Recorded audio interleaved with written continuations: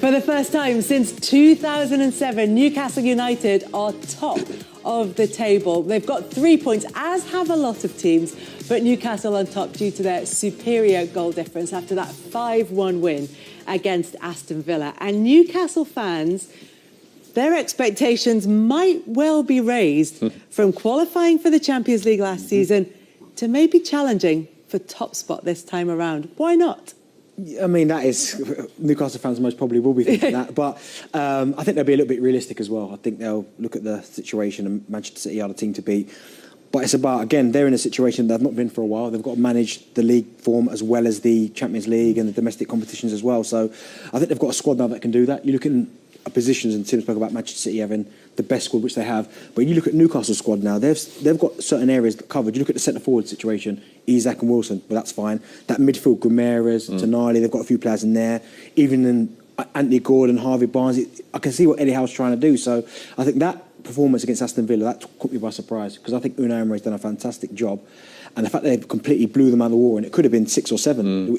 I know it finished 5, but it could have been more. I think if you're a Newcastle fan, you start to go, OK, last season wasn't a fluke. I think we can go one step further this season. So I don't think they'll win the league, definitely not. But they can certainly be one of them teams that's just stays in that top 4 all season for sure. And cause problems to the other teams that are going to be challenging for the league title as well. You mentioned Tonali there. Jamie Redknapp, former Premier League midfielder with Liverpool and Spurs and Southampton, said that he thinks it's one of the best midfield debuts he's seen in the Premier League. Did you like what you saw from him? It was very good. All-round play. You know, we talked about, is he a sitter, is he an 8? He's everything. You know, he can do everything, this boy. You know, he breaks the game up, his passing, his awareness of space. He sees a first-time pass, he knows when to slow the game down, speed it up. Got the lot, and they love him from word go, which is Bruno Guimaraes will tell him. Once you get this lot on your side, you got a hell of a chance. If I was Unai Emery, when the fixture list come out, I would have had my head in my hands and knowing I'm going to go to St James's Park, first game of the season, on the back of a season what they had.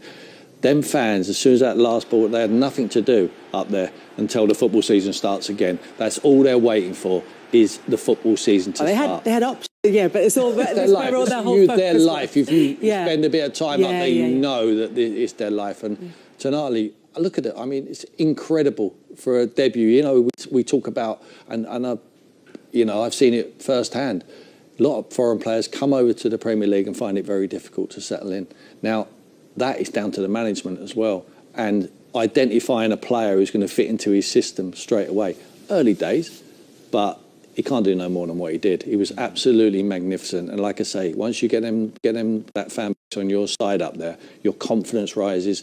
They go from strength to strength, but they've got a vocal point. Isak is going to go and be one of the top players in the Premier League strikers. He's brilliant, isn't he? What do you like about him? Well, what actually, Darren? Will you tell us? Yeah, but his movement and his weight. He knows when to stand still as well. You know, he's aware of people around him. He drags people in positions they don't want to be in. He runs in behind. If you're a defender, you want everyone to come short all the time. Sometimes he just comes and goes in behind, stretches teams, opens it up for the number 10s. Gordon looked a player. All of us, this manager, Eddie Howe, is a top-drawer manager. They have to stick with him. There was always a worry that they get themselves to the Champions League, then they'll trade him in for the trophy manager. He's the top manager. You've got him at your club. Treat him with care, because he will get to where you need to be. Yeah. He's also composed as well, because even his second finish there, I mean, he's still got a lot to do. He's got to worry about the defender. He's got to worry about the goalkeeper coming out. He's got the defender trying to get back on the line. And as Tim said there, his movement's so good, because there's times where he's running away from goal and he's never going to get the ball. He can't score from there, but he's dragging a defender out, and that's allowing the likes of Gordon, Tonali, even Tonali's goal. You look where Isak is for the first one. He makes the run to the near post, that drags the two centre-halves. Tonali just goes straight through the middle and finishes it off. So I think he's got a lot. And for Eddie Howe, again, that comes down to his management, because I've been there as a second centre-forward, like Callum Wilson's feeling at the minute, because he's thinking, well, I scored a lot of goals last season. When am I going to get my opportunity? So then when he does get the opportunity, he takes it, he scores a goal. So as a manager, that's what you want. You want people fighting in every single position. And he knows full well already now that if something happens to Isak, and we hope it doesn't, I've got Callum Wilson who's ready to go. And also as well, it lessens the pressure on Callum Wilson, because he's had injury problems in the past. He hasn't got to play as many games because they're not so heavily reliant on him. They can play together, Darren, can't they? Yeah. He's cultured. He knows what he's doing. Yeah. I mean, Callum's a number 9. Stick on number 9, scruffy finisher. Everyone wants one of those. But when you want to go to the top and take it, you need someone with a little bit more guile, and I think this boy has it. Yeah, you're right. He did play out on the left a couple of times last season, didn't he? He can drift. He play with him. He knows when to come in the hole in front of him. He play in tandem with Wilson. They can play up there together, no doubt. It's been an incredible weekend. I think people maybe are reassessing Newcastle's table finish, certainly after the first weekend. Is there anything you've changed your mind about, Darren? From the opening weekend? Not really, only because... Or are you waiting for the transfer window to close before you readjust? I'm very impetuous, me. Yeah. What's your knee-jerk reaction for My this knee-jerk reaction is that I still think Chelsea will challenge City. I still think that Stamford Bridge will be a defensive fortress. I don't necessarily think you can judge it until they do get Caicedo in. My knee-jerk reaction is Luton get ready for the Championship with Sheffield United, and then it's going to be... Wolves, maybe? It could be... I think there'll be a fight for third bottom and out about 6 clubs. I think it's obviously going to be more competitive down the bottom end than it is at the top end where Man City will win again.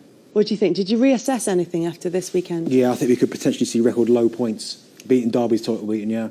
I look at Sheffield United's points tally this season and what they've lost, selling their best players to rival clubs like Sander Berg and to Burnley. I can't see where Sheffield United are going to pick a result up from. I really don't. And I like Sheffield United, but when you sell your best players and you don't get much money for them, and then you start shipping them to like Burnley, who's your rivals, I don't know what they expect. So I think especially when we've seen teams at the top improve, and they're going to find it even more difficult when they come up against them.